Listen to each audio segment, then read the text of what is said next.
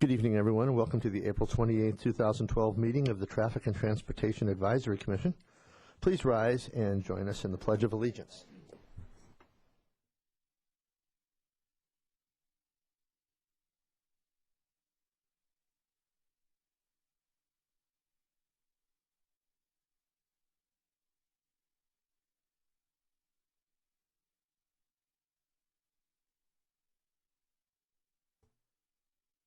Good evening, I was going to say Mrs. Bravo, but Mrs. Marcelino, hi. Could you please call the roll for us? Chair Lemo. Present. Vice Chair Mccain. Present. Commissioner Engler. Present. Commissioner McMean. Here. Commissioner Gregory is absent. Thank you. Thank you very much. Any person who wishes to speak regarding an item on the agenda or on a subject within the city's jurisdiction during public comments portion of the agenda must file a public speaker card with our recording secretary before that portion of the agenda is called. Any person who wishes to speak on a specific agenda item must file a public speaker card before the specific item is called. Persons addressing the Traffic Commission are requested to state their name and city of residence for the record. Under state law, issues presented or introduced under public comments can have no action and will be referred to the Traffic Engineering Division Manager for administrative action or scheduled on a subsequent agenda. It would be appreciated if you turn off all your cell phones and pagers during the meeting. It would be appreciated if we did that too. And as a reminder, there is not to be any dialogue between the audience and the commissioners at any time. TOTV can only record your comments when you're speaking into the microphone, and a wireless microphone is available for your convenience should you need to step away from the podium for a presentation while speaking. And the first item, this is public comments? Okay. And so we have no public comments tonight under agenda item 4. We'll be going to our summary notes of our January 18th, 2012 meeting, and they are attached as agenda item number 5.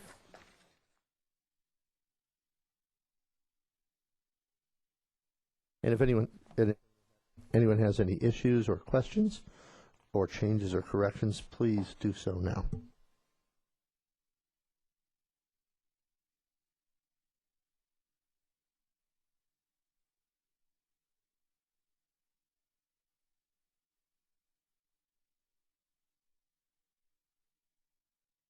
Do we require a motion to accept those?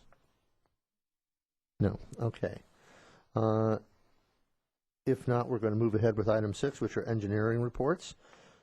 And our first one is option A, the options to restripe Reno Road for additional on-street parking adjacent to Pepper Tree Playfield, and the report by Engineering Division Manager John Halliwell. And this will be an action for item tonight. An item for action tonight. That is under your agenda item 6. In addition to your packets, we have a packet of letters from, or emails, I guess, from interested members of the public that were handed to us beforehand. Okay? And with this, we'll take the report before public speakers? Yes. So we'll turn things over to Mr. Halliwell. Thanks, Chair Lemo. Briefly, the background on this subject is last January at our meeting, January 18th, there was a concerned citizen that came in and talked about the Pepper Tree Park operation, and how some of the parking impacts their neighborhood. And since then, staff has looked at some options to see if we can come up with some relief for the neighborhood. And basically what we found that with the opportunity of our slurry seal program beginning this summer, that we could add this portion of Reno Road from O'Connell Road to Grande Vista into that program. And with that, that would take off the existing striping so that we can restripe the road to add some additional parking. And the way to get additional parking is by, in addition to parallel parking, is to do angle parking. So I'm going to start with the PowerPoint presentation. And Old Canal Road and Reno Road is the location of Pepper Tree Playfield. It's a very popular playfield. The nearest intersection is the traffic signal control intersection of Old Canal Road and Reno Road. Along the west side of Reno Road, there are approximately 40 on-street parallel parking spaces that are used when there's a big event going on at the playfield. And there are actually over 100 spaces are on site for the playfield and the 40 here. But still, during times when the activity at the park peaks, there has been occasions where the parking has overflowed into the neighborhoods, causing some concerns for the neighbors. And we can take this section of the road, and well, here's the Oakridge Estates area. So we can take this section of the road, put the slurry seal on, remove the stripes, and then restripe it with angled parking. And angled parking has been shown to, we can increase the available on-street parking by 40 to 50%, 40, 60%. And there are cases where we've had these around town. One case where we have head-in, back-out angled parking is in front of the Lakes project. That produced an additional 40% more spaces on that particular project. It works well because there is a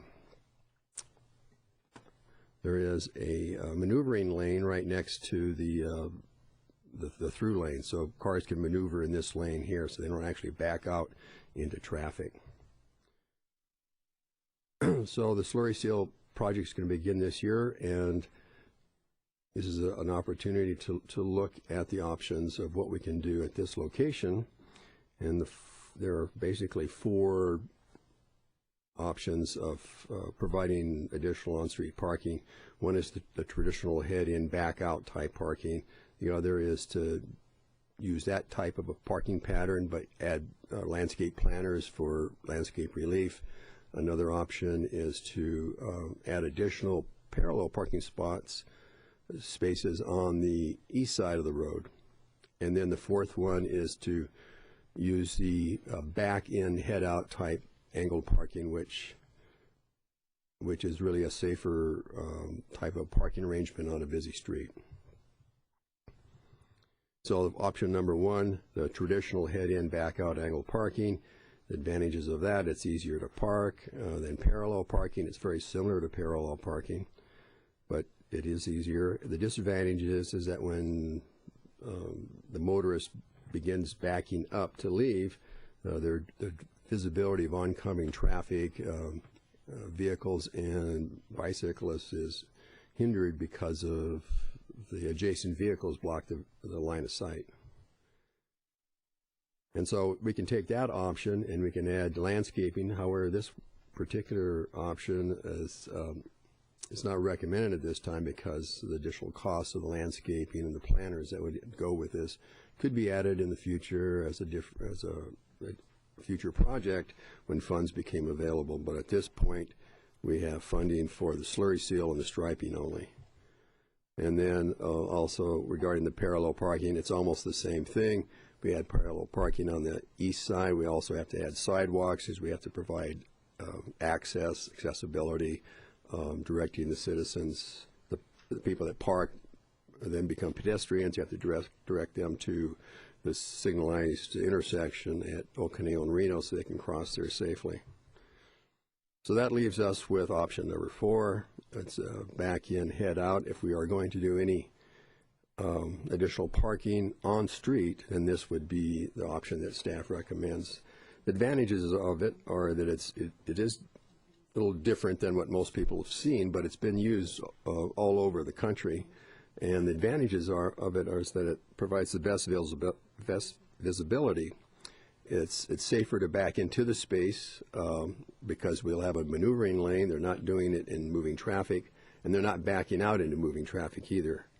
Also, when the car is parked and the doors open, the doors tend to channel the children to the sidewalk. The vehicle's trunk is at the sidewalk, so people are not unloading in the street or in the area where there's moving traffic. And when they leave, the driver can make eye contact with oncoming traffic. And it's much easier to maneuver than trying to maneuver into a standard parallel parking space, which is what they have now. The disadvantages are that drivers traveling in the opposite direction could possibly cross the road to go head into the parking space. It may be confusing to some motorists on how to maneuver and how to back up into the space. The vehicles may overhang the sidewalk. Exhaust from the vehicles may blow across the sidewalk, and tailgating may occur when backing into the space. It's actually pretty simple. It's a three-step process. A vehicle approaches the parking area in the direction of traffic. They signal that they're going to stop, just like they do when you find a parallel parking space. They stop and then they back up in reverse so that they're heading out. And these types of signs would, if this project is going to go forward, these types of signs would be developed and installed at the site to educate people. So this is just an example of other places in the nation where they've used this reverse angle parking concept. This is unloading near the sidewalk, good visibility of approaching vehicles and bicycles.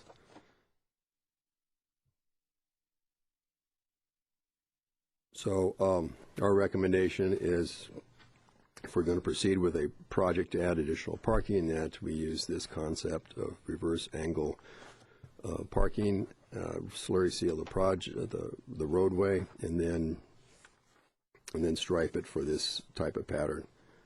And basically, this is the option that we're recommending. It's kind of hard to see, I know, but it will provide one southbound lane from Old Canal Road to the end of the parking, and two northbound lanes. However, Reno Road has 12,000 vehicles per day, and as we know, when we have a 4-lane roadway and we have under 19,000 vehicles, 20,000 vehicles a day traffic, we can easily handle that much traffic in one lane. As shown on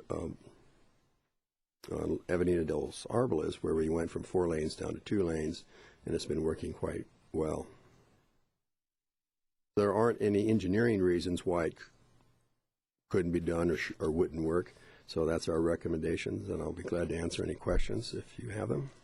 I also want to point out, as the chair has, that we received 7 or 8 email responses today regarding opposition to the project of doing any kind of striping, any kind of parking striping on Reno Road. So I'm sure the people will talk to you about that tonight, but I just want to point that out, that wasn't available until just recently. Thank you, Mr. Halliwell. Do we have questions of staff?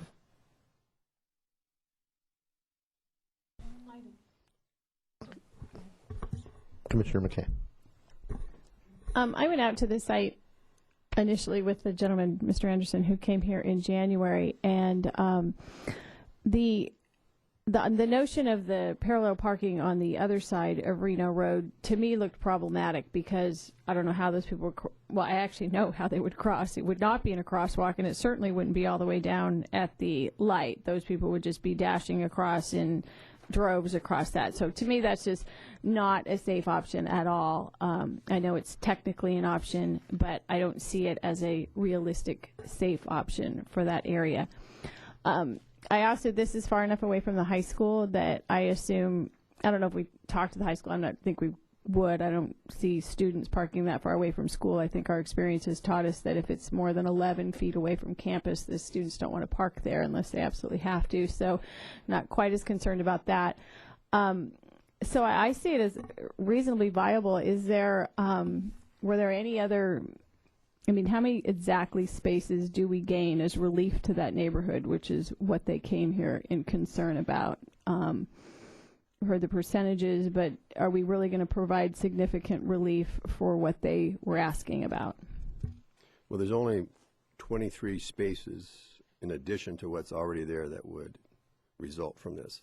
And so 23 is not much, but the thinking behind this is that there aren't very many options that the city can do traffic-wise for this, and that's what our commission is all about, that we were thinking that any additional parking would always be good and would always help, and that this would just be an opportunity since concurrently we have the slurry seal program coming along.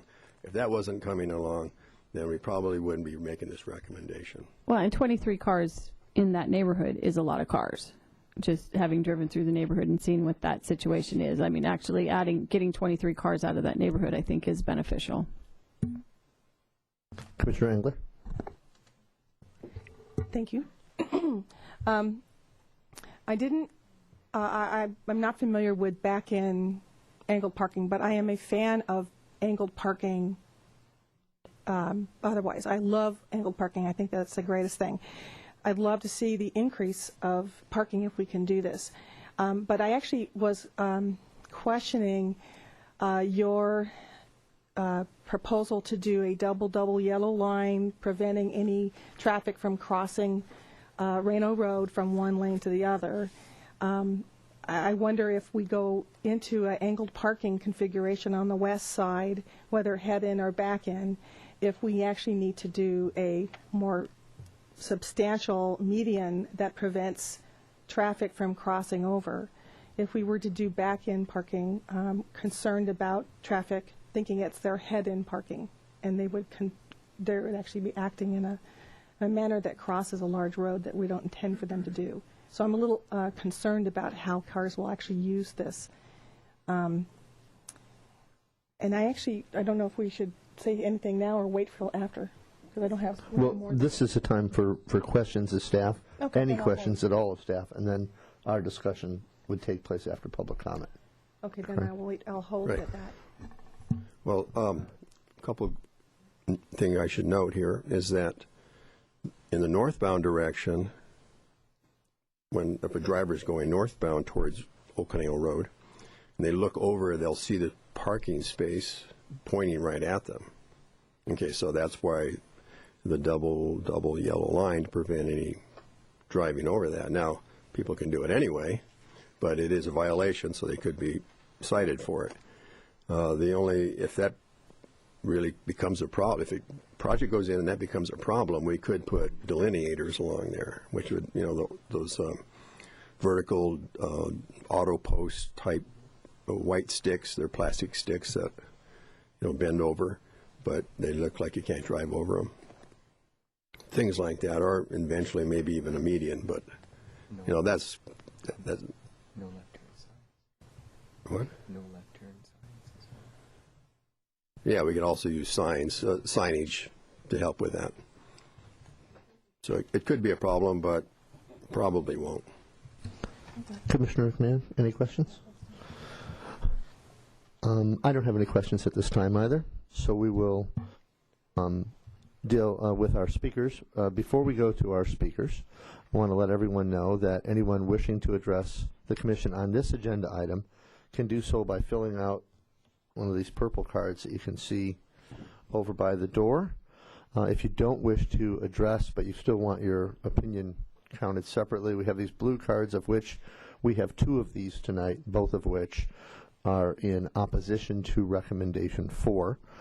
We're going to give each speaker is allotted 5 minutes tonight, with the person that's designated as the main speaker for the neighborhood group will also have the right to a rebuttal. 10 minutes for the speaker, 5 minutes for the rebuttal. Right? Just giving me hand signs. Which those are some of the nicest hand signs I've had. We have 2 speakers. So our first speaker tonight will be Michael Nauer. Please state your name and city of residence for the record. And if anybody else would like to speak, now is the time to get Mrs. Bravo your card, Mr. Nauer. I'm sorry, Mr. Knauer, right? Hard K.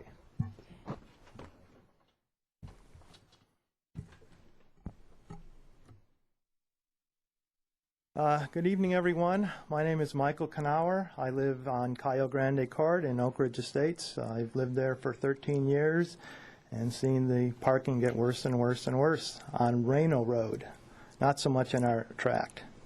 But first off, I'm not here to rally against additional parking for Pepper Tree Playfield. I think back-end parking makes a lot of sense. However, I am here to rally against a single southbound lane at Reno Road. That being said, adding 23 new angled spaces to Reno Road will not, and I quote from the engineering report, help reduce parking impacts in adjacent residential neighborhoods, i.e. Oakridge Estates. This problem is currently so minor as to be, it doesn't exist, and I'll explain that in a few moments.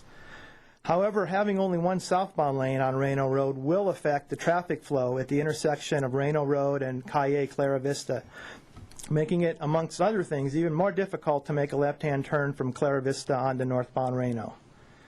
A single southbound lane on Reno would affect Oakridge Estates residents every single day of the year, not just the few weekends that the 23 proposed new spaces would be utilized. I also find it odd that the engineering report doesn't address any of these traffic concerns in their report. All they talk about is parking. But that's not the big picture. The big picture is the traffic concerns. Therefore, because in my mind the engineering report does not address the consequences of a single southbound lane and how it affects traffic patterns at the intersection of Reno and Clara Vista, that it is incomplete. And therefore, you, the Commission, must either A, send it back to the Engineering Department for further study, or B, approve option number 5, leaving everything as it is. Let's talk about parking impacts. As far as current parking at Pepper Tree, I will agree with the engineering report when it states that, quote, the playfield is very popular and often attracts many users. However, let's be honest here. This is not about 300 people showing up at the park every autumn Saturday to attend a family reunion. We're talking about ASO soccer. Pepper Tree clearly does not have enough internal parking spaces to handle the huge requirement of 18 ASO soccer fields at Pepper Tree, supporting approximately 200 players at any one time, let alone the 200 that are coming for the next game. The parking lot at Pepper Tree right now has approximately, actually very close to 130 parking spaces. You can look on Google Map and count them, as I did. When the parking lot is full, people have to park on city streets. The closest street parking includes about 20 spaces on Old Conejo Road adjoining the mobile home park.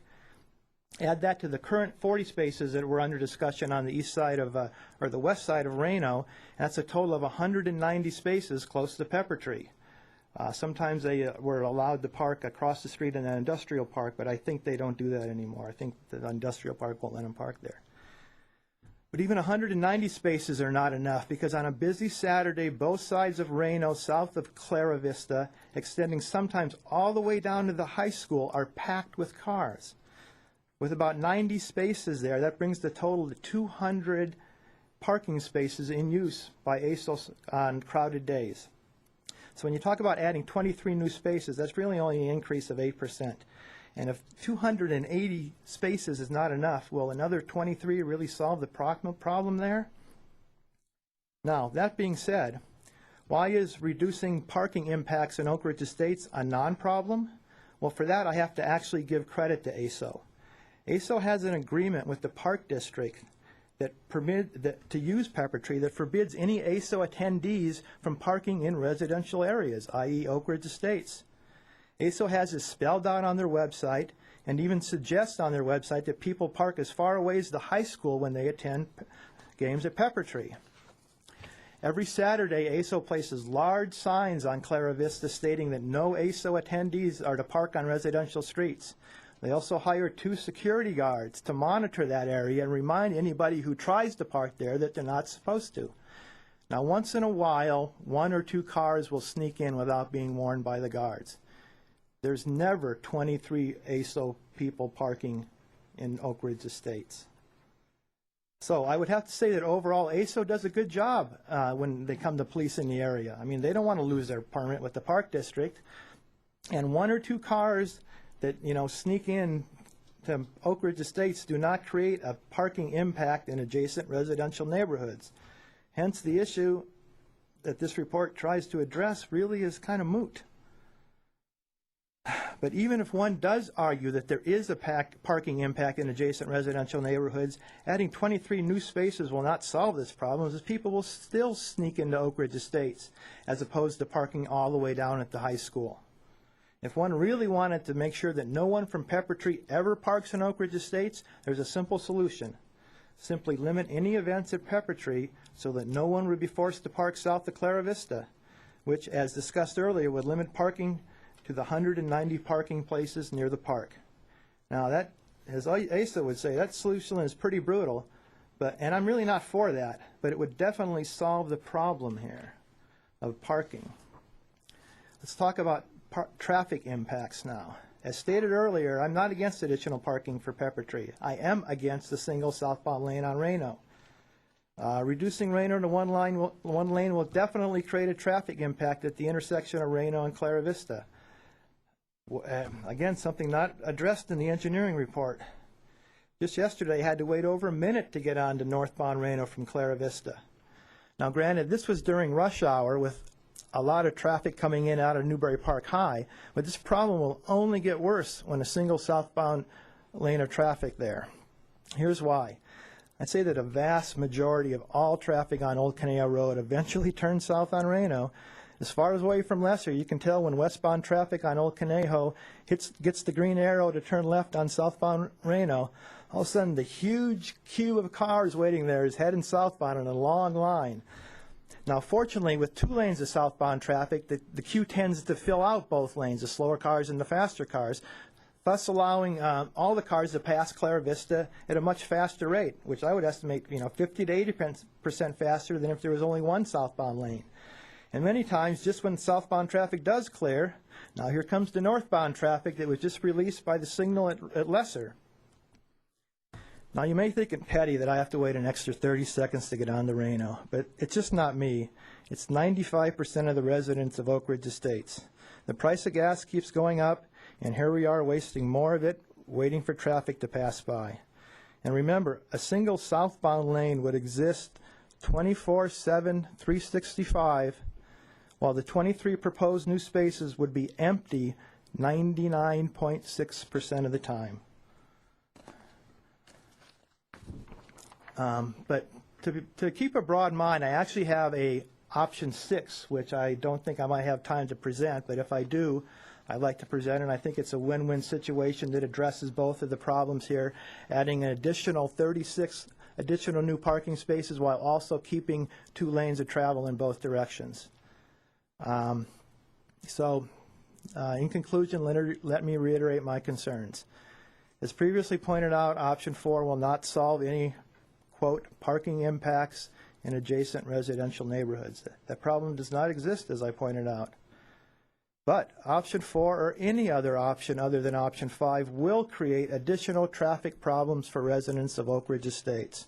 Bottom line, looking at the big picture, approving any of the 4 main options will not make the lives of the residents of Oakridge Estates easier, but will make them more dangerous and difficult. Therefore, I respectfully submit that the Traffic Commission sends the engineering report back to the Public Works Department for further study, taking into account the effect of the loss of a southbound lane of traffic on the traffic patterns at the intersection of Reno Road and Calle Clara Vista. They're also welcome to explore my option 6, which I have here, which I have time. I don't think I do, though, which I feel is a win-win situation but for both the users of Pepper Tree and the residents of Oakridge Estates. However, if you absolutely have to make a decision tonight, then you must approve option 5, as all the other options will not make the lives of the residents of Oakridge Estates easier, but will make their lives more difficult. 24/7, 365. Thank you very much. Thank you, Mr. Canara. Could you hold on just a second? We have Vice Chair McKay has a question for you. When this was brought to us during a public comment, they spoke to the parking around the corner at Clara Vista and Reno, and that it made it extremely difficult during these pepper tree events to actually turn out of your neighborhood. Oh, yes. Under, in those circumstances. Can you comment on that? This is turning out of our neighborhood. There's actually, as said in the report, they actually have put like about 30 feet of no parking on either side coming out of Reno there, because people would park there, and they still do, making the line of sight incredibly bad. You have to pull out there. There is so much traffic on there. Like I said, there's like 200 cars going up there. That place is a zoo on Saturday. People will park there. They even get tickets, but that doesn't solve the problem of getting out. They need to extend that another 50 feet at least. People park there, and it's hard to get out of. You're creeping out. People are going around. What's worse is not just the regular ASO, but when they have out-of-town tournaments, because those people, they don't care. Anybody out of town doesn't care. Okay, Did so that in answer your question? Yeah, you didn't bring that up, so I didn't Only know had if that 10 was. minutes. I know. There's only so much time, so I'm just curious. Thanks. Hold on just a second, Mr. Canara. Commissioner McMahon. You're going to have a 5-minute rebuttal, so why don't you give us option 6 in those 5 minutes? Okay. When you come back. All right. Thank you. Our next speaker will, and I hope I pronounce your name right, is it Tom Apple? Okay. Oh, Mr. Hare, I have to tell you, I think your penmanship, is terrible, Mr. Hare. I wasn't going to do this, but now I'm going to. So do I speak at your microphone or my microphone? Oh. Hey, you brought it on. Ouch. Good evening, Mr. Hare. Thank you, Chair Lemo and members of the Commission. My name is Tom Hare. I'm representing the Canara-Reckin Park District, and I also happen to be a resident of Oakridge Estates just by chance. So, kind of echoing I agree and disagree with some of the things that Mr. Canara said. In that, I agree in that, and mildly disagree, but I totally agree in that the Canara-Reckin Park District does have permit conditions with ASO. We've worked very, very, very hard with ASO and the HOA over the past several years to mitigate any impacts that are on Oakridge Estates.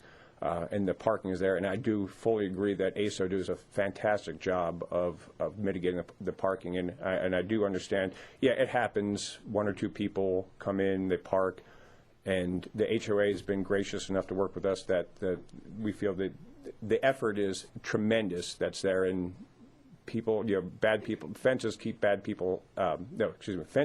people out, and bad people hop the fence. It's going to happen.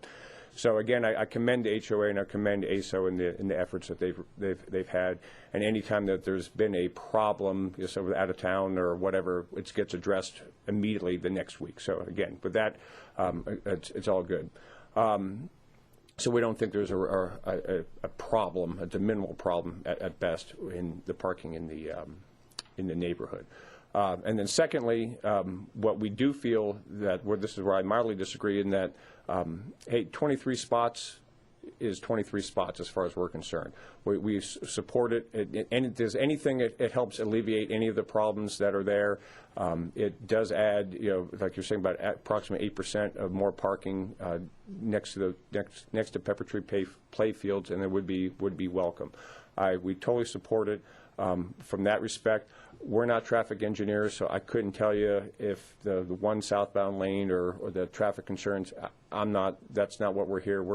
I'm just looking at the straight parking concerns that, yeah, we would support extra parking if HOA and the residents and the staff and the commission, everyone agrees. We're all for it too if it all works out. So with that, I'm available for questions also.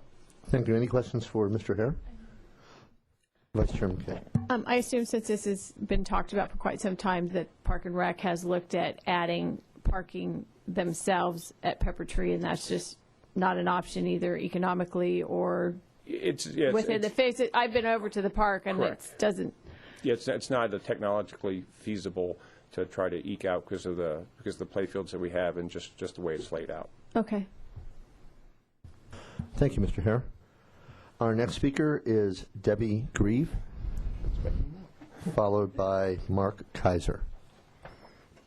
Do I have to state, you said who I was? Yes, please. Well, no, but I need you to do it for the record. Okay, my Thank name you. is Debbie Grieve, and I'm a resident of Oakridge Estates. And I'll be really, really quick. I'm not a traffic engineer, and I don't know if the traffic engineers go and sit and watch what happens.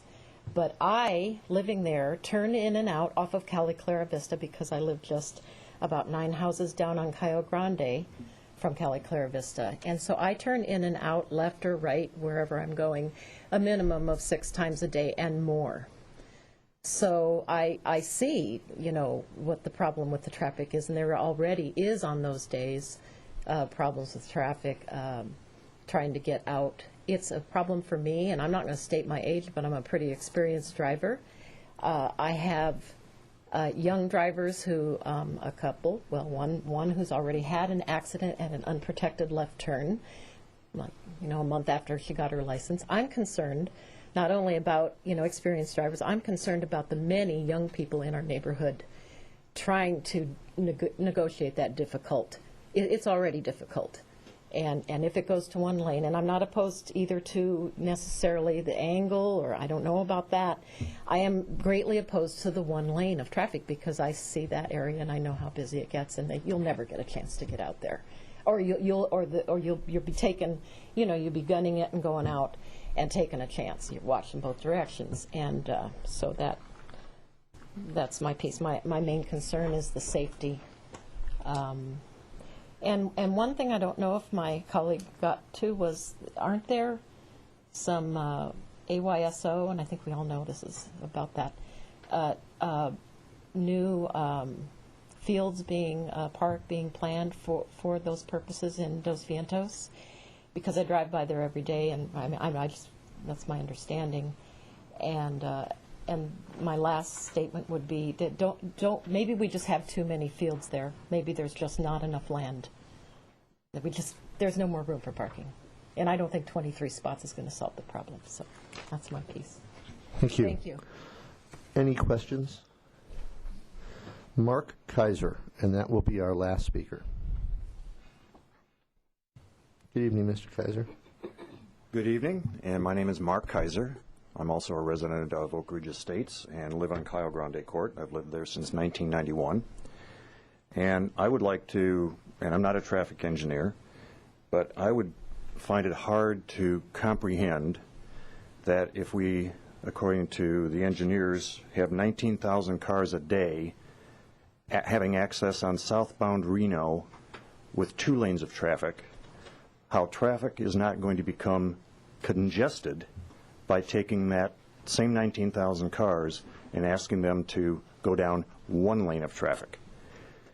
Now, aside from all the other things you said, that is my concern is, and I think the objective should be here, is how do we reduce traffic congestion and increase both road safety and pedestrian safety for not only the residents of Oakridge Estates, but all of the other residents or people that are trying to get to the high school, trying to get to the CVS pharmacy, Trader Joe's, it doesn't matter. But as we are currently, if you reduce 2 lanes of southbound traffic on Reno to 1, you will start to have, and there already exists on Old Conejo Road every single day, and it's getting worse by the day, in the afternoons and on weekends, cars trying to go from westbound Old Conejo Road to southbound Reno Road, the available left turn lane is totally overwhelmed with traffic and cars. So they are, and that backup during early morning traffic going to the high school will at present go nearly all the way down to Wendy Drive. And that's with 2 lanes of southbound Reno accessible. And I invite any of you to go out there any Monday through Friday at 8 o'clock in the morning and then sit there for 45 minutes or an hour and observe what congestion is available there. The second thing that concerns me with this striping program is it will create, because people are going to put on their brake lights to stop put on their brake lights, reverse, that the people continuing on southbound Reno will see that and naturally slow down, which again will back up traffic to the traffic light, so access to Reno off of Old Canale Road will be further reduced by cars being prevented from getting onto southbound Reno. The other concern I have is for pedestrian traffic below Calle Clara Vista, who have parked there and have to cross that street by this new striping pattern suggestion. Visibility of that pedestrian traffic coming up the sidewalk and crossing the street will be reduced, thereby endangering citizens both going to the park as well as anybody else who happens to be crossing that particular intersection. And that concerns me more than whether we can gain 23 parking spaces. There's lots of other options. But I think there's a real safety issue here, traffic congestion issue here, and nobody's talking about that. We're worried about a couple of parking spaces. And I'm worried about the citizens of our community. Young people, elderly people, doesn't matter. And nobody's talking about that. And I think that's the real issue here. And it's going to become worse and worse and worse. And this does not mitigate a bit of traffic congestion. It increases it.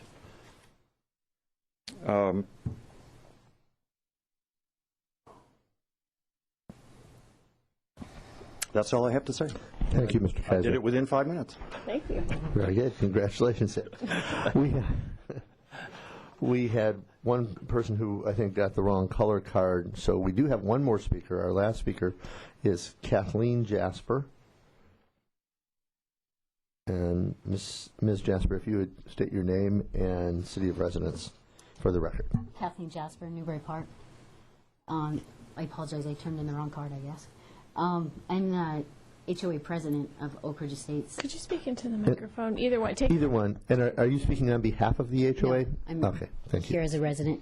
I submitted an email earlier with a petition that has over 85 signatures of our residents opposing the proposed traffic changes. And I heard a comment earlier. I just want to make it clear that the HOA does not endorse or support the proposed changes. The email that I sent earlier basically echoes what everyone here has been saying, so I'm not going to go through it all again. Has the HOA taken a position? The HOA has chosen not to take a position. Thank you. And that's all I wanted to say. Okay. I was going to submit the original petition. Thank you. Thank you for the petition. You said 85 residents oppose it. Just approximately how many residents are in your neighborhood? There's 352 homes. Okay, thank you. Thank you. Wait, don't leave yet. There are 85 residents who signed it. Yes. Okay. So if there are 352 homes, can you ballpark what you think the residents would be? Would you say it's 700 residents? Oh, based on the Well, because if there's 85, if we're comparing residents, we don't want to compare residents to homes. Right. If you figure on 2 people. Yeah. But also in the engineer's report, of 352 homes in our development, 200 notices were sent out. Right. I understand. My question, though, is... Yeah, you can correctly vote. I would say two of voting age. Mm-hmm. So it's 85 versus 700? Yeah. Thank you. Any other questions? Don't leave yet. All right. Thank you very much, Mrs. Jasper. All right. Now, before we go any further, let's give staff an opportunity to address. Oh, I'm sorry. That's right. Mr. Knauer. Yes, sir.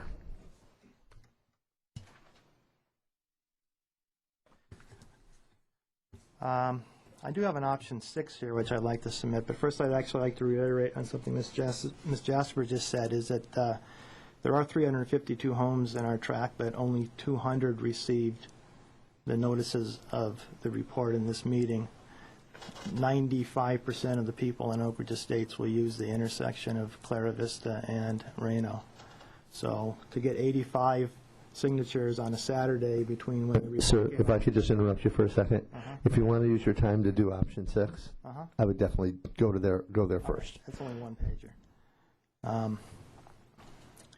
Well, I'm trying to come up with a compromise solution here, and I came up with a thing I call option 6. This option would allow for not only 36 additional new parking spaces, but would also continue to keep 2 lanes of travel in both the north and southbound direction, which I think we can call a win-win situation. My option 6 is similar to option 3 with a few changes. First of all, number 1, definitely shrink the unused center lane to 4 feet maximum. That's a big waste of space as it is now. I keep parallel parking on the west side of Reno, adding the few extra feet taken from the center area to add to the parking width so that people would be safer to open their car doors. I would then add 40 parallel spaces on the right side of Reno with the added shrinkage from the center lane. To make things safer, I would also add a crosswalk across Reno, starting at the south entrance to Reno across the street, to allow passage for Pepper Tree to those who park on the east side of Reno. 2 comments regarding this. Number 1, up until about 7 years ago, there was parallel parking allowed on the east side of Reno. It wasn't all the way up to Old Conejo Road, but it was at least 15 spaces were available until it got too narrow to park there. I would say about 7 years ago, one day, no parking sign showed up, and now you cannot park on the east side of Reno north of Clara Vista. I don't know why, but that happened, maybe for safety. One of the concerns of option number 3 is that a new sidewalk is necessary on the east side of Reno. I don't really think that's true because, as I stated before, people already park on the east side of Reno south of Clara Vista all the way down to the high school, and there's no sidewalks there. Doesn't seem to bother them. So I think, granted there's not a lot of money in sidewalks, and there's no money to build sidewalks, but I don't think you really need those there because people do cut across there. And technically, I don't know, jaywalking sounds like it's illegal. It's technically not illegal to cross anywhere between Reno, between Old Conejo and Lesser because of the intersection of Clara Vista there. People can cross all the time without breaking the law. Maybe I'm wrong. I don't know. But if need be, you could. I agree that people cross all the time. I don't know if they're not breaking the law. The way I read it on the vehicle code, I don't think they are. If you wanted to make it truly safe, you could put in the signs that are in front of the high school that prevent crossing there. That would be the one area where this option 6 might be lacking, is in the safety. But again, it does keep both lanes of traffic, 2 lanes of traffic in both directions, and with the with room for crosswalks and such, would allow 36 extra spaces. That's it. Thank you, Mr. Cannella. Now we'll ask Mr. Hallowell and Mr. Mashiko to please address the speaker's concerns, and then we'll open up our deliberations. Thank you very much. A few points should be made here. There's 1,200 vehicles per day, not 1,900. It's 12,000, not 19,000 vehicles per day, and 12,000 is well under the threshold for a single lane. And in regards to the notices, there's no standard for this for noticing, but we did a 1,000-foot radius noticing technique, so we don't necessarily include everybody in that, but 1,000 feet from the project, that's who we notice. And if there's any legal noticing that's done on other types of projects, like for legal notices, they're only 300 feet, so we tripled it. Okay, and we figured that if we send out that many notices, neighbors will talk to neighbors anyway, and the word will get out. And then in regards to the option number 6, that's almost the same as one that we were proposing for parallel parking on the east side of Reno. The problem with that is that when you do an improvement like that, you have to provide a path of travel, and there's no path of travel there without a sidewalk. And the sidewalk is not in the budget for this project. So it's not viable at this time. At some point, it could be. But, so we weren't recommending that. Additionally, people, if we will try to walk across the street and jaywalk, now if they use the signalized intersections, one at Lesser and one at Okaneo Road, then they're not jaywalking, but anything in between is. And so that problem is that people aren't that careful when they cross the street, and it's high-speed roadway, and so it's a safety concern, so we would not encourage people to park there unless we had a safe path of travel. And I think that's all the comments I have right now. Thank you. And before we go to questions, just if we could get Sergeant Harwood to weigh in. I'm not sure if I'm asking this question the right way. First, is jaywalking illegal, and is what was described as jaywalking? So would the person be breaking the law?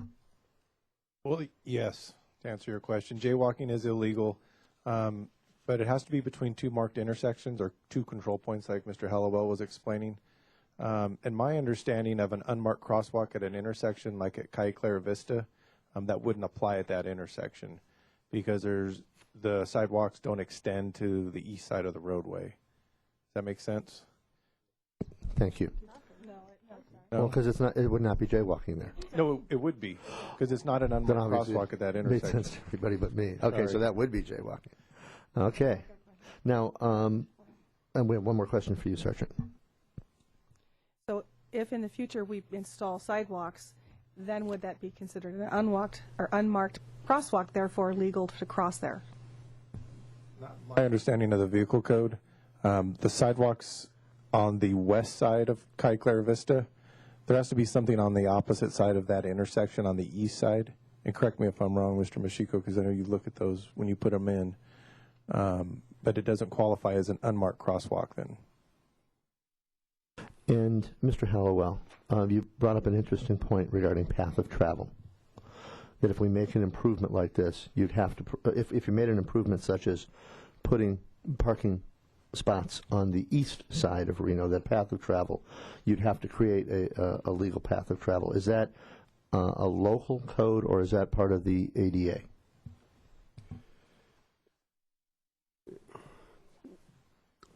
What it is it's a safety issue more than anything, and I don't think it's an ADA requirement for that particular. If you put parking in, that we don't have to put in the sidewalk for people to use. Okay, I understand. Because on site there are ADA parking spaces. So that doesn't come into play here at all. So we don't have to provide one on the street, but when you do put in, it's a safety issue. When you do put in parking and encourage the public to park there, you have to have a safe way for them to park and then become a pedestrian. So what we'd have to do is get them to walk up to Okaneo Road and cross at the traffic signal, or walk down to Lesser Road and cross at the traffic signal. They're not likely to do that because they're going to look straight across the road and go for it.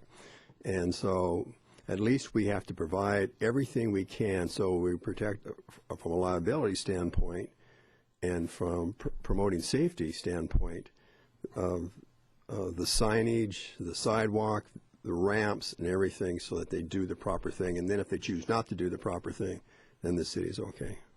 One more question, Vice Chair McCain. Presumably that's why you took the parallel parking out on that side, or why the city chose to take the parallel parking out that existed over there, was because they were parking there and just running across the street and it was unsafe. Yes. Okay, thanks. Okay, we're going to close anyone have any other questions of staff? We're going to close the community meeting then. And do we want some further discussion, or does somebody want to entertain a motion and have the discussion afterwards?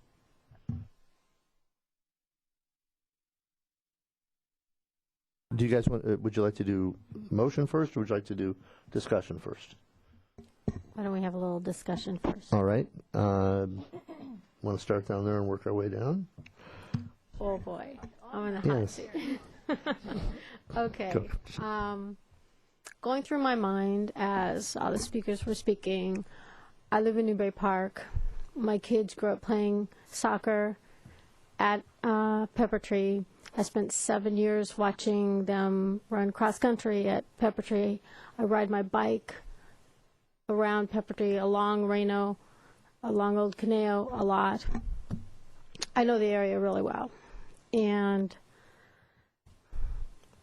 first thing, I don't want to reduce any playing fields. I think kids need to play. I think they need to be supervised. I'd like to put in a dozen more fields anywhere we can. I think exercise and teamwork and all that stuff is really important. And so that, to me, is off the table. That being said, I don't live in your neighborhood. I've never had to get out of my driveway when there's been cars there, and I recognize that that's probably not comfortable, not convenient. I've never had to pull out in a car from Clara Vista, although when I ride my bike in your neighborhood, I usually am going through the neighborhood and trying to turn from there on my bike. It's kind of a little route I like to take. And it's doable on a bike, but I'm not doing it on a Saturday afternoon. I would like to see the parking. I think anything helps. As a parent who was there, any space helps. And as a cyclist, I would like to see the back-end type of parking, because the safest you can be when there are drivers is when you can make eye contact with them. And if they're pulling out after backing in, you can make eye contact with them. I also liked the diagram of how you can unload your trunk right off into the sidewalk. And I was a coach for a while, and you got a bunch of balls, you can load them onto the sidewalk. I like that idea too. I think I've covered it all for now. Thank you. I have a question.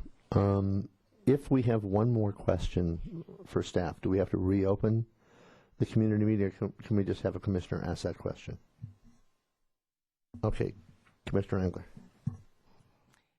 In your proposal for changing the lane configuration from 2 southbound to 1 southbound lane, does that include a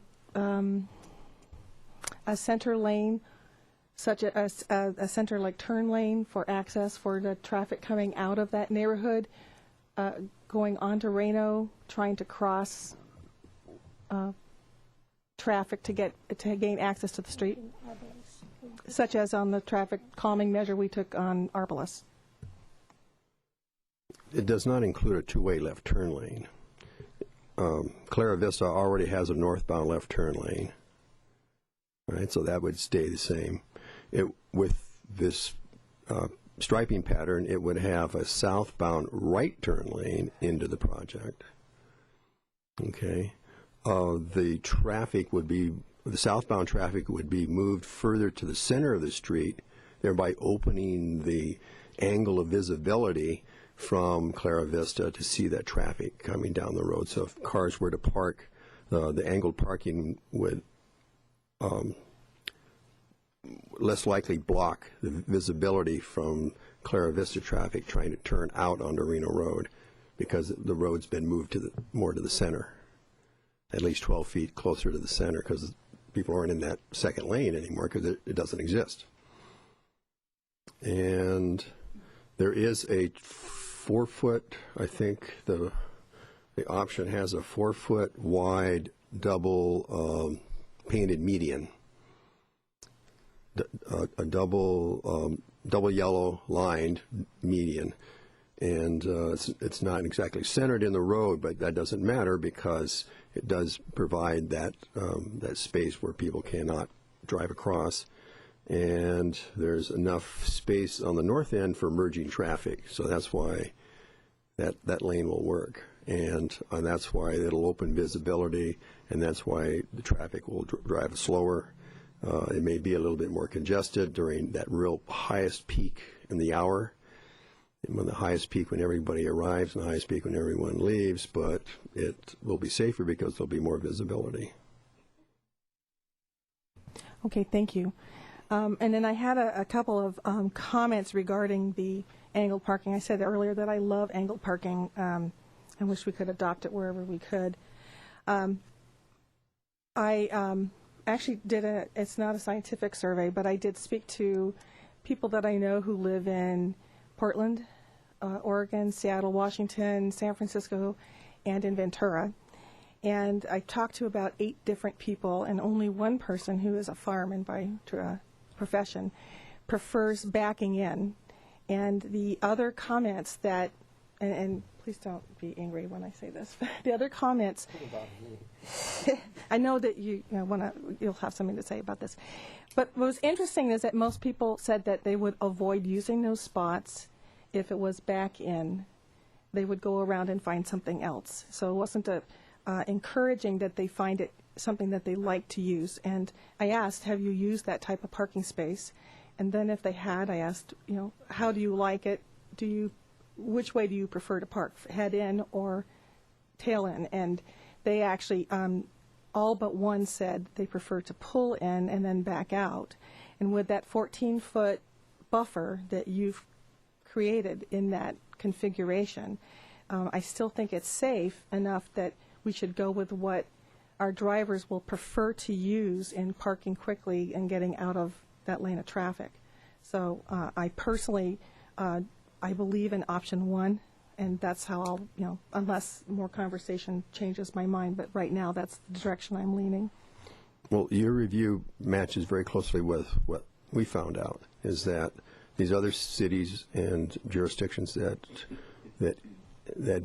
put in reverse angle parking, or the back in, head out parking, that initially it was very unpopular because people were not used to it and they wouldn't give it a try, and they didn't like it. They didn't like the maneuver. But after they got used to it and they forced themselves to keep trying it, that they saw the benefits after a while, and they were all in favor of it. At least that's what I've been told. Sure. As many as you like. So the people we anticipate using these parking spaces, these angled parking spaces, when the need is the greatest on the weekends, do you anticipate that those are people coming from outside of our town who are visiting occasionally, or people who are in the area who would be using these back-end spaces and get comfortable and used to it? I don't know. I only can go by what the residents say. I didn't survey to find out if they're from out of town or what. But if I were to guess, I would say it'd probably be a combination. If it's a regional event, it's going to draw from outside the city and the city. So that's it. Mm-hmm. Vice Chair McKay, you're up. My first thoughts with respect to that, I think that having gone to sporting events with my children and not having parking places, even though it might be something new, I would park there, because finding a parking place is such a premium. All the people driving by it that think I'm not going to back in there, I'd be like, yippee, I am. So I'm not as concerned about people not using it. I think they'll get used to it. I do remember people speaking to us, even though I'm not sure it was our decision, that when the angled parking went in front of the lakes, there was some discussion at that time that the reverse angled parking should have been considered there, because it was much safer and easier to deal with. Especially, I would like Commissioner McMahon, all the things that get unloaded and go into a place like Pepper Tree. It's a long day of soccer for a lot of families, and they bring lots of goodies with them. So I like the idea that they back in and unload onto the sidewalk. The one concern that sticks with me from January is in addition to the visibility issues, is I think more than ever, and I guess Sergeant Harwood, this is a little, whisper to you about the enforcement of the parking around the corners that, seems to happen. That I get it if we're not painting red curbs, but whatever we do need to do to discourage people from parking on those corners, to make that makes it difficult now to get out of that intersection. It would seem to me that would just exacerbate the problem. We've added these 23 spots, and then that little sneaking into parking around the corner should just be kind of an inexcusable no-no that you get a ticket for each and every time. The one other thought I had is we always talk about what are we going to drive to other places. Even though it's several blocks, are people going to turn right out of the neighborhood and then go down to Lesser, make a left, go down Jenny, go out to Old Caneo Road that way? Are we going to be diverting traffic? That is my one thought and concern. I don't know how realistic it is. I don't live there. I think I would, kind of wait it out and make the left myself. Overall, I think that 23 spots is 23 spots, and that's better than none. And I think that what we've shown on Arbalest is that at 1,200 vehicles per day, one lane is enough.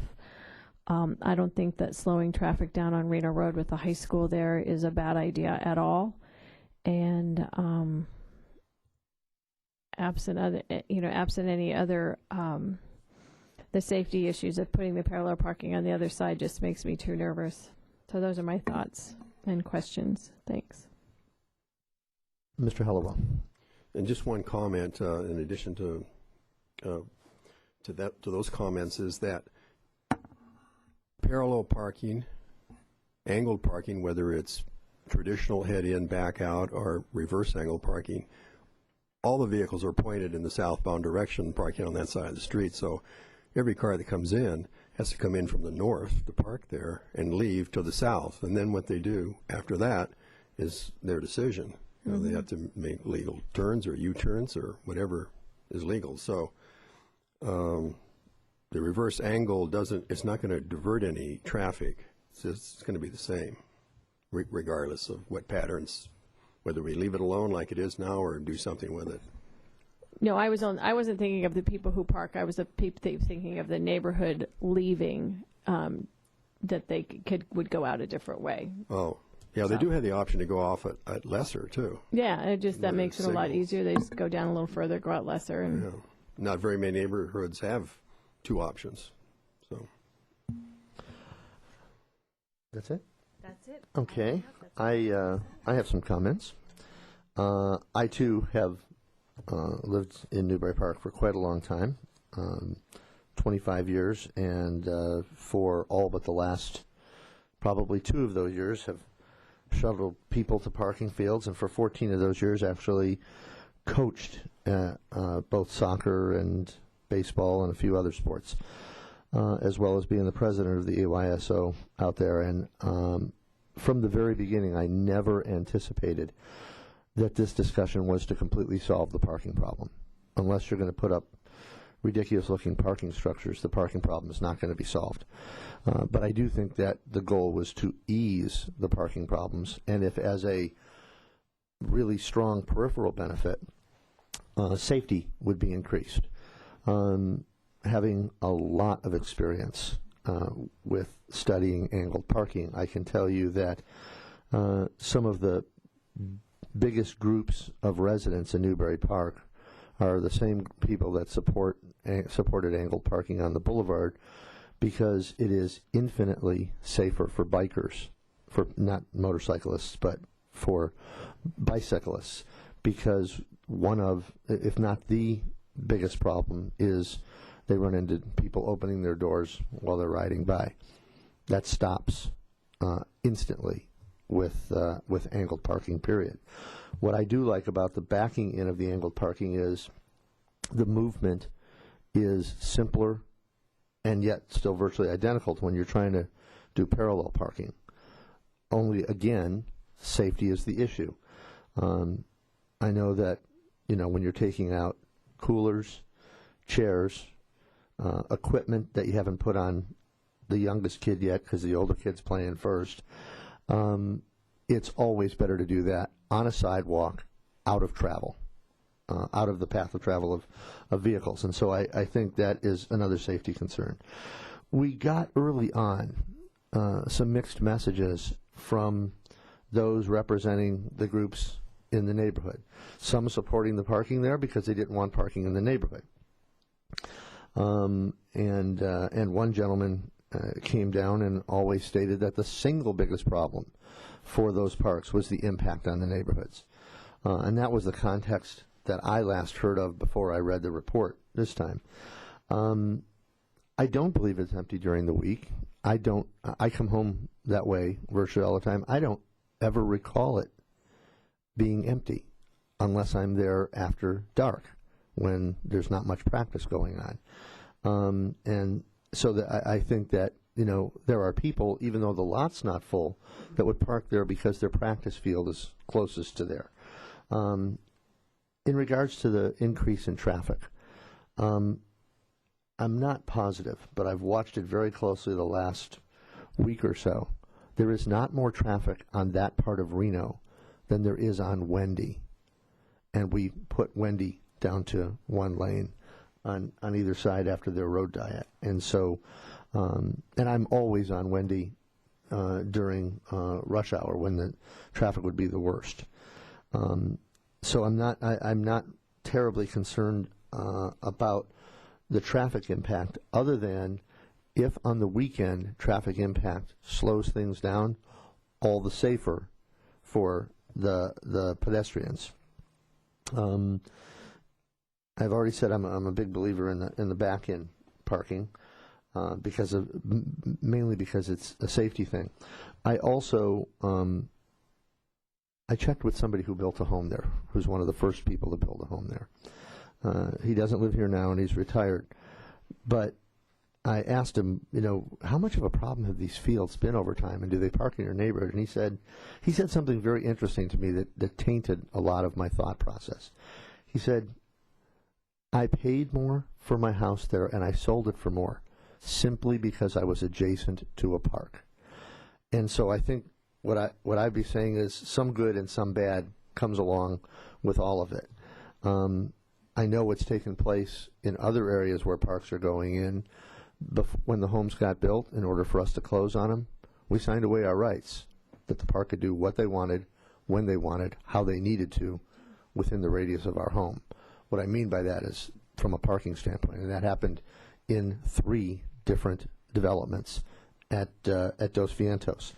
And so why I believe this is a good way to go is this plan, option 4, strikes me as it could be a compromise. I do believe we can make it a little safer, and what I would look for is if we could, in addition to what you have in your option, I don't remember what you call them, those little traffic sticks, but I'd like to see that go in from the very beginning, because if we find out to be a problem, that means something had to happen to cause that problem. And so I'd rather, again, err on the side of caution for safety and put those traffic sticks in from the very beginning. And then last, pardon me? The delineators, there you go. As you can see from the rest of the commission, I'm simply a pretty face here. They're the smart ones. But I do believe that that option 4 could be a balanced compromise. I'd like whoever, if we're going to get a motion tonight, it sounds like we're getting to that consensus. The other point I wanted to bring up is the majority of those spots are used by locals. I believe we had, well, I don't know what they have now. We used to have 2 major tournaments a year, and there were definitely people who came from outside of our area. They usually spent time going around the parking lot a couple times first, because that's where they were told parking was.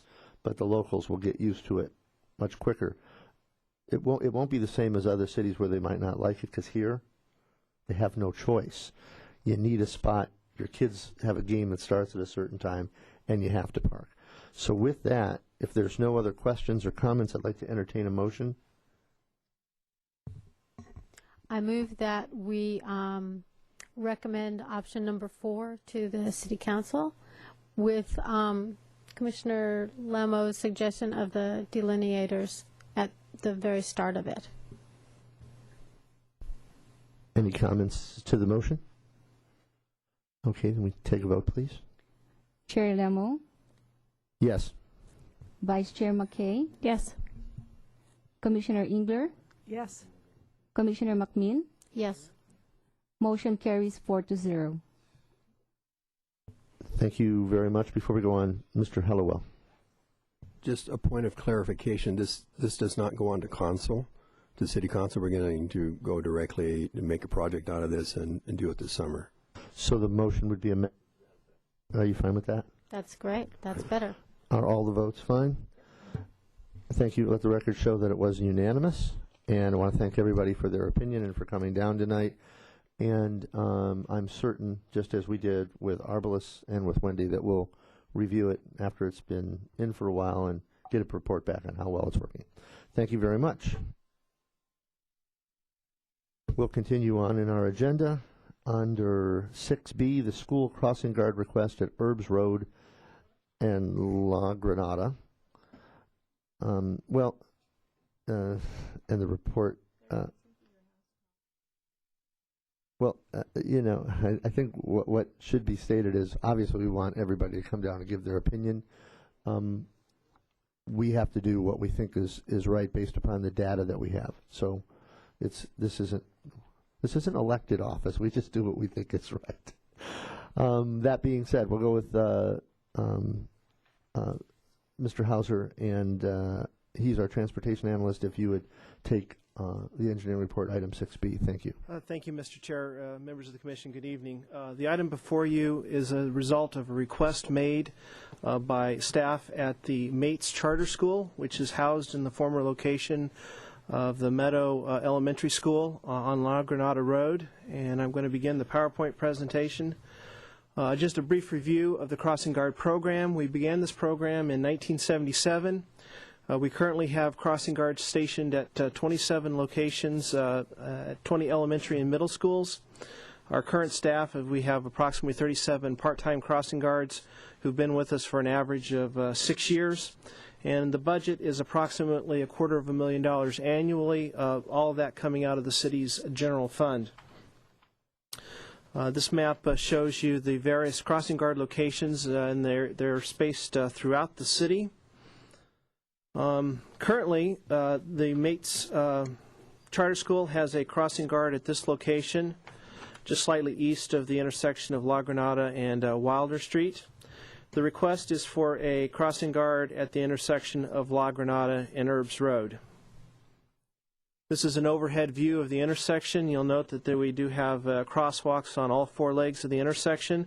This is also a split intersection for the signal. We have people traveling northbound on Herbs who have a light, and then the southbound Herbs has its own light, and then the La Granada traffic has their light. When it comes to deciding where we place crossing guards in location, the city has developed a set of standards that we use as a guideline. And our standards are considerably less than the state minimums. So we take, we make it, I don't want to say as easy as possible. We do look at it and try to, wherever we can, to place these where, even when we have pedestrian traffic that's less than the state standard. In the case of La Granada and Herbs Road, that would be a signalized intersection. So what we would be looking for is pedestrian traffic, and that would be peak volume of 20 K through grades K through 8 students per hour, and conflicting vehicle movements of 300. What's important to keep in mind is that we don't count all cars, only those cars that would be crossing, that would have the potential to conflict with somebody who was making a legal pedestrian move across the crosswalk. Let me back up real fast. In the case of this intersection, we had conducted 4 pedestrian counts this year prior to the request coming in for the school. And what we found on those pedestrian counts is we had a low of 8 and a high of 12. So we've had very consistent counts at this intersection.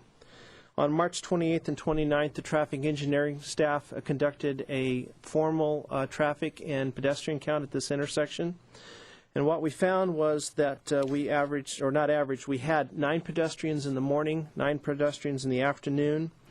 We had 221 vehicle conflicting moves, which is less than the standard, city standard. And in the afternoon, we had 561, which is above the standard. However, when we take a closer look because this does have 4 legs, and so we want to take a look at all of the data that's provided. You'll note in the morning, all 9 pedestrians used the same crosswalk. And again, we had a conflicting traffic that did not meet the standard. And even though the afternoon crossings, the traffic standard was exceeded, you'll note that we now have pedestrians crossing on 3 of the 4 legs. And the leg that had the most crossing, which is 5, which is this crosswalk right here, which is northbound Herbs, also had the fewest conflicting vehicle movements, which was 111. So on that basis, we can't recommend a crossing guard for this location at this time. While we do have other intersections that don't always fully meet the crossing guard standard, there's generally an extenuating circumstance why that is, and it could be sightline problems, or where we have one portion of the count, say for instance the vehicle, which is many times the standards, or in the case of an example I'll use is Sequoia Middle School, which also happens to be an intersection, a controlled intersection. We have pedestrian counts that are 15 times the minimum standard. And so in that case, there's a compelling argument to do that. So with that, staff is recommending that we deny the request at this time. We will keep an eye on this intersection and also respond to additional requests as we get them, and we'll come back to you if and when there is a situation where it fully meets all the requirements for a crossing guard. And with that, I'm available for questions. Thank you. Do we have questions? We'll start with Commissioner McMahon and work our way down. Every crosswalk has a button where a child can push and get a walk, don't walk signal, every single direction, every That's single correct. one? Okay. Commissioner Engler? Thank you. Will you be communicating with the principal to respond to her letter and let her know of the city's decision? And Yes, I will do that. In fact, we've already been in communications about this particular meeting as well. Thank you. And Vice Chair McKay. I remember when we actually removed this crossing guard based upon these, and that was, I think, in between when it was Meadows and Mates, and, you know, I don't think, quite frankly, whether they're Meadows or Mates makes any difference. I think it's the numbers that make the difference in the studies. I think that the city is extraordinarily generous to provide the crossing guards at the numbers that they provide them, which is a far better ratio than even what the state asks for, and I think that the schools and the school district are very grateful for what we do provide, and I think we need to be judicious in how we do that so that we can continue to have the program for where they're needed most. So I think as long as we continue to keep an eye on it as we have, I think that's good enough. Thank you. Any other questions? Does this requires action, correct? We'll entertain a motion to accept staff recommendation. Vice Chair McKay. I move we accept staff's recommendations to deny a crossing guard at this time. Thank you. We'll call for a vote, please. Chair Lemo, Yes. Vice Chair McKay, Yes. Commissioner Engler, Yes. Commissioner McMean. Yes. Motion carries 4-0. Thank you. Next, engineering report under 6C for the results on the Avenida de los Arboles Road restriping project. And this will be Mr. Michiko. Yes, thank you, Chair Lemo. This item is a status report on the recent Avenida de los Arboles restriping project. We have a PowerPoint presentation on the should be on the big screen right now. The staff report in your packet summarizes the data we've been able to collect over the recent months since the restriping took place in November of 2011. And I'll be presenting our findings on speed, daily traffic volume, and travel time measurements recorded on this road segment before and after the striping change. Before I get into the data, let me just recap some background on the project. This segment is within the 1¼ mile segment between Moore Park Road and the 23 freeway. Within that segment, we removed the multi-way stop sign at Calle Bougainvillea, as well as the marked crosswalks at that intersection. And also, mainly, we changed the 4-lane road configuration that had a center line down the middle to provide 2 travel lanes, a center turn lane, bike lanes, and a defined parking area. And here's a photograph that shows what that new striping looks like. In January of this year, we had a brief preliminary presentation on this item as well, recapping more of the project history and more pictures of this of the project restriping. Basically, the benefits of the new striping is that it is enhanced safety for cyclists. This project was to provide benefits for all users of the roadway, not just the automobiles, but with that bike lane that's just a little bit wider than the typical bike lane, and also the wider parking lane. It also reduced the dooring zone issues that people have spoken about in the past. It provides for better sight distance, exiting driveways and cross streets. That's what this photo depicts, is sort of like the view you would have if you're coming out a driveway or a side street. You could see that bike lane creates that extra buffer so you can inch out a little bit further forward and see what's coming from both directions on Arbalest. And with the center turn lane, it reduces all those rear-end conflicts when people would use the number 1 travel lane to make left turns.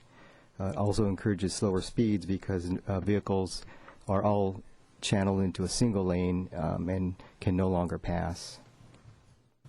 Here's just another view of striping. This one shows a car entering traffic from a side street. After the initial changes were made, we found that most drivers did adjust quickly to the striping changes, and for those who didn't, we did take some precautions. We provided extra electronic warning signs at both ends of the project.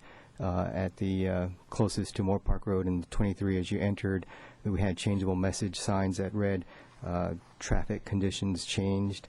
And also at the intersection of Calle Bougainvillea, which this picture shows, we posted signs to try to reinforce or to tell the drivers that you no longer have to stop at this intersection.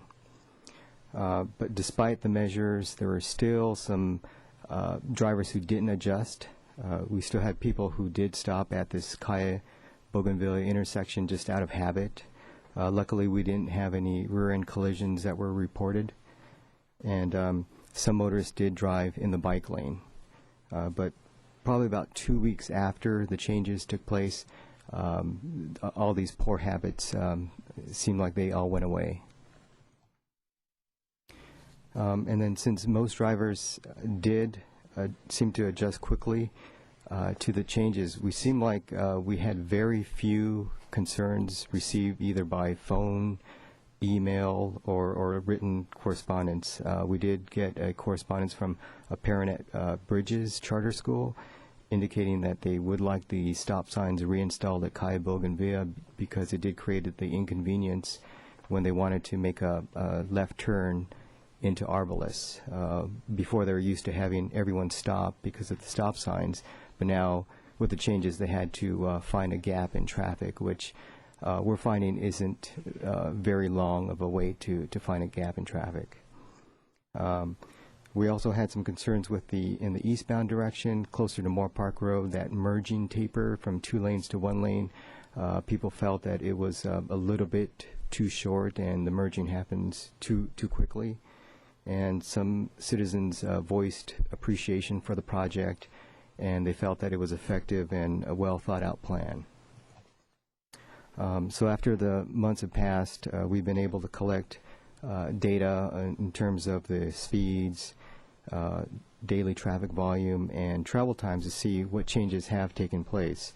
And we did have our own expectations of this project because we did have prior experience with this type of striping on Jans Road, Avenida de los Plantes, Avenida de los Flores, and Gainsborough Road. And the data that we gathered confirmed what our expectations were. that we did find that there was no change to the prevailing speeds, no significant change to the daily traffic volume, and the travel times during the morning commute period was actually lower with the new striping, and in the PM commute period, the travel times were just slightly less. Here's a chart here that shows what the prevailing speeds were in two segments of Arbalest. The two segments are divided by Plantis in the middle. From Moore Park to Plantis, the before and after prevailing speeds were 43 miles an hour, and the segment from Plantis to the 23 freeway, the before and after speeds were 42 miles an hour. In this segment, this is where we had the stop signs removed, and people felt that with the removal of the signs, speeds were going to go up, but that didn't happen. It's also important to note that these speeds at 42 and 43 miles an hour are very consistent with the prevailing speeds on all those other roads which have this road striping plan. On this chart, it shows the change in daily traffic volume. Really, we felt that there is no change in daily traffic. We went from a count of 19,000 vehicles per day near Calle Bougainvillea, and our recent measurement showed it's at 18,500, a reduction of 500 vehicles. But in the big picture, that's really insignificant. Usually on a daily basis, there could be up to a 10% variation in daily traffic. So our conclusion was that there's no trips diverted either to or from this segment of Arbalest. This chart here shows the travel times that we measured. During the morning commute period, we traveled from Moore Park to the 23 and also the other way many times over for a 2-hour period, and we took average travel times. The morning period, usually the commute time was reduced by about 30 seconds. In the PM commute period, the travel time was reduced in the westbound or in the eastbound direction by an average of 20 seconds, and in the westbound direction an average of 2 seconds. So in the PM peak hour, when the volumes are much higher, we saw less reduction in travel time. So if we look back at all the concerns that we received prior to making all the changes during all our public meetings at Traffic Commission and City Council, there are a number of fears that travel delays and travel times would increase. Vehicles would back up the entire length because you're going from 2 lanes down to 1 lane in each direction. Citizens would seek alternative routes through the neighborhoods and use other routes. Speeds would increase as a result of the removal of the stop sign, and the Calle Bougainvillea intersection would become unsafe, and none of these things materialized. So where do we go from here? We will continue to monitor the street. We'll take a look at the merging taper in the eastbound direction at near Moore Park Road. Maybe we may need to reduce the parking to allow for a longer taper at that location. We'll take a look at the collision rates since we really haven't had a whole lot of time to receive any data on collisions. We'd rather wait for a full year so we can take a look and see what is the 1-year change in collision rates before and after the striping. We'll take a look at any enforcement issues that may come up, continue to listen to the residents and the public about the road, and then also maintain contact with the Bridges Charter School to see if they have any concerns as a result of the striping. And so with that, I'll be glad to answer any questions. Thank you, Mr. Machiko. First, Vice Chair McKay. My only question is not just Arbalest, but I saw in the restriping the new hashed crosswalks as opposed to the solid lines. Are they better? Are we seeing any? Is there anything to? I just noticed them, and I just didn't know if there's any studies. Are they better? Are they working? They still look funny to me. So. You're talking about the ladder style? That's the word I was looking for. Yeah. Yeah, we feel that those are much more visible. There's much more surface area covered in the roadway with that type of marking versus with the parallel lines. Okay. Commissioner McMahon, sorry. When you first brought this to us, it seemed to come out of left field for me, and it kind of sounded really interesting, and I was very excited about it. And I have to say, this was awesome. This is like why you guys are the professionals, because it never would have occurred to me, and it just seems like it was such a great idea, and the follow-through was great. And I have some friends who talked to me ahead of time, and they were all doubtful, and they were all naysayers, and not anymore. So congratulations. Great idea, great follow-through, and yay. Commissioner Engler. Thank you, Chair. I wanted to agree with Commissioner McMahon. I have seen traffic flow so smoothly, it feels like there's no traffic on the road, and that's a wonderful feeling, having used that road all the time. And I think it's a much safer way for our community to access Avenue de los Arboles from those side streets. So I'm very encouraged, and I love to see the results of what you've done so far, the studies you've seen. I was part of the school site safety team that visited with Bridges, and while I was not there in the afternoon, I was there with you in the morning, and it was very clear there were many opportunities for traffic coming from Bridges. Not only is it, I find it easy to actually get onto Arboles if you take the road up to Calle Bougainvillea up to Arboles and turn left if you have to turn left, but you could easily go the other direction from the school and get onto Calle Plantas, easily, quickly be at a stop sign controlled intersection and make your turn there as well. So there were many options for traffic at the schools, and I feel that the concerns that the school may have felt could exist dissolved as people found the solutions themselves by taking other safer routes. Anyway, I was very, very encouraged by the outcome of this project. Thank you. And in the interest of time, I'll stay brief, but I agree with everyone. You guys did a great job. This is I think you're batting 1,000 on the road diets right now. They're working great.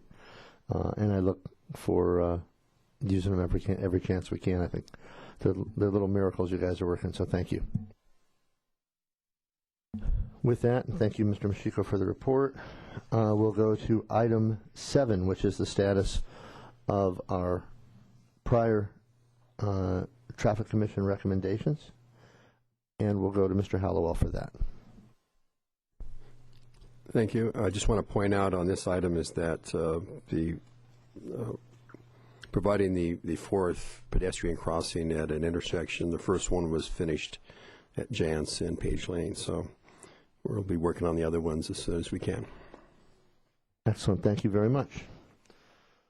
Item 8 is commission referrals. We have none, and that brings us to 9, which is our work program and commission schedule. You can see the attached, and we'll make that have an air of more specificity here in just a moment with our next item, which is item 10.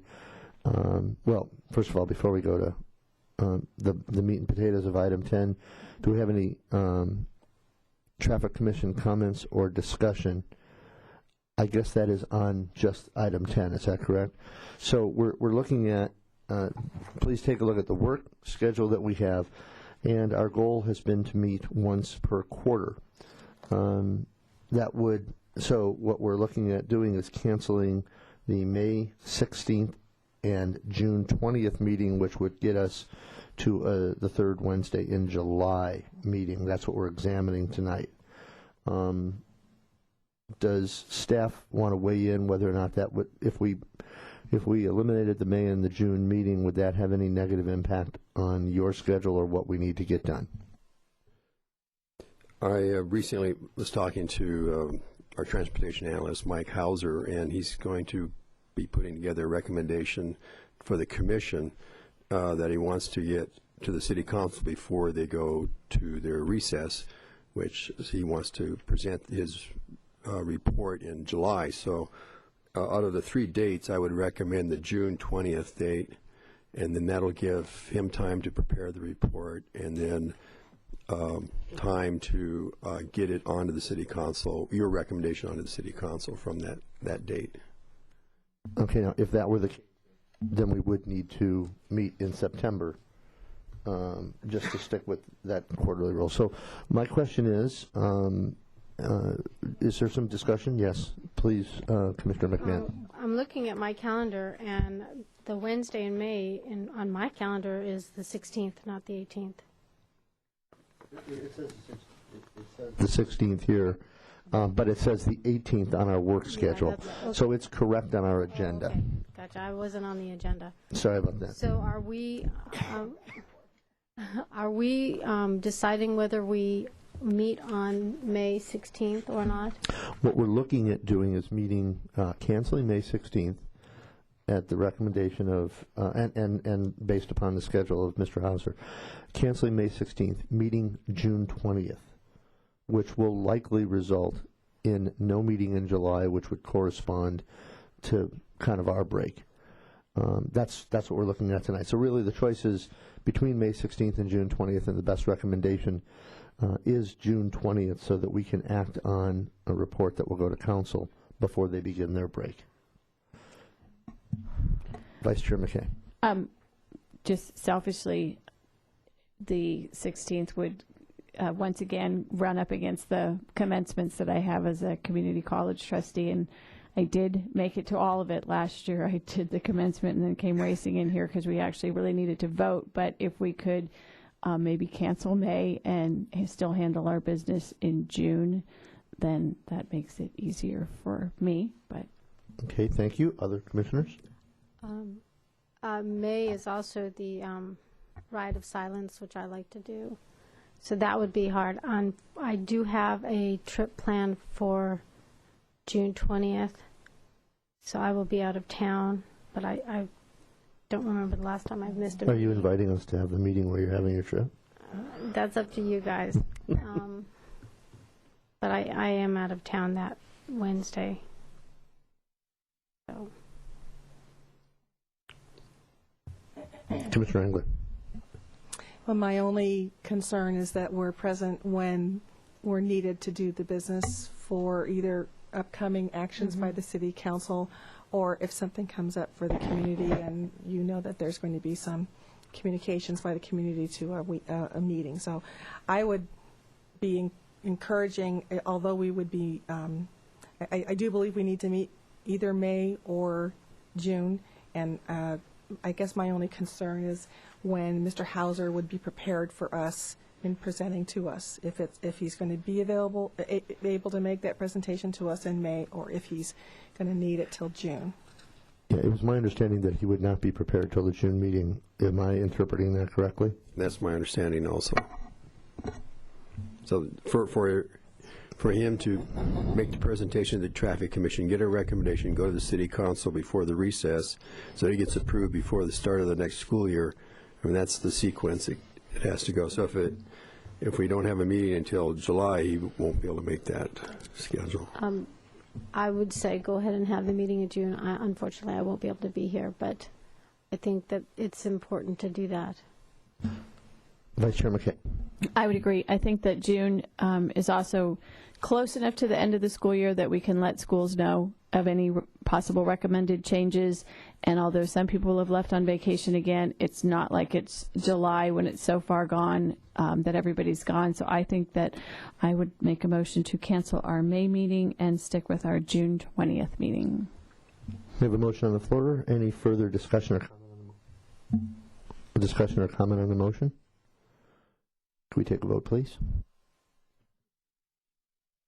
Can we do a hand vote, please? Sure we can. All those in favor, please raise your hands. Motion carries 4-0. Thank you very much. And you'll notice that we have status reports under items 11A and B. The engineering report is to receive the bicycle advisory team meeting notes and report.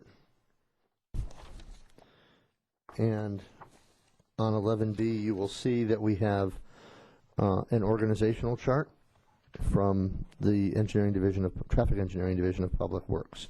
Again, an information item, but it can also help you if you have any questions.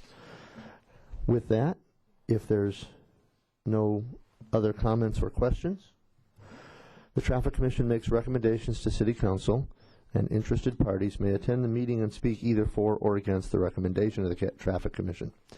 Any person wishing to appeal a decision of the Traffic and Transportation Advisory Commission shall file a written appeal and pay a $200 appeal fee with the City Clerk's office within 14 calendar days of this decision. The matter will be referred to the City Council at the earliest reasonable and available date. The $200 appeal fee will be refunded only if the City Council overturns the Traffic and Transportation Advisory Commission's decision. An appeal form is available tonight with staff. The Traffic and Transportation Advisory Commission is now adjourned until 7:30, Wednesday, June 20th, here in the boardroom of the Civic Arts Plaza. Good night and have a good April and May. Thank you.